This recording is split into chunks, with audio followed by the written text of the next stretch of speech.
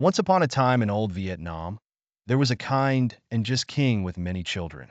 One day, the king received news that one of his young princes was not behaving well with the people around him. The king decided to send the young prince to a remote island to reflect on his behavior. The prince was left alone on the island in the middle of the sea. He was not bothered by being left alone and decided to play and enjoy his time. He played until the sun began to set, and then he built a shelter using branches and leaves. The prince slept peacefully through the night. In the morning, he ate fruits from the island's trees and drank from the river running through it.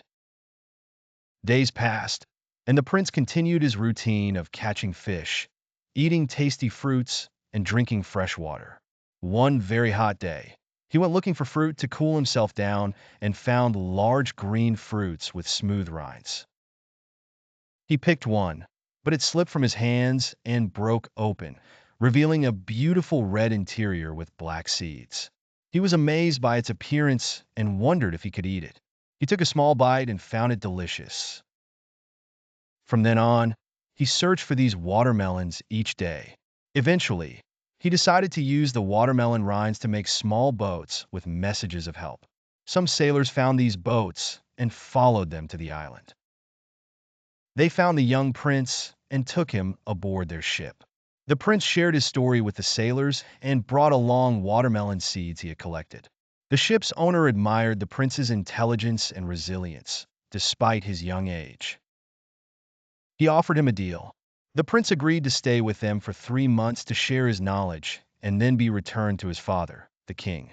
During those months, the prince happily learned new things and shared his own knowledge with the sailors. He even planted watermelon seeds in their lands. When the 3 months ended, the sailors took him back to his father's kingdom, bringing the new fruit with them. The king was delighted by the taste of the watermelon and ordered it to be planted throughout the kingdom. He hosted the sailors and thanked them for helping his son. The ship's captain shared stories of the prince's adventures and praised his intelligence and strength. The king was deeply moved and regretted his harsh judgment. The young prince, once living in a luxurious palace, had learned valuable lessons from his time on the island. He became passionate about helping others and was known as a great innovator who constantly worked to improve his father's kingdom.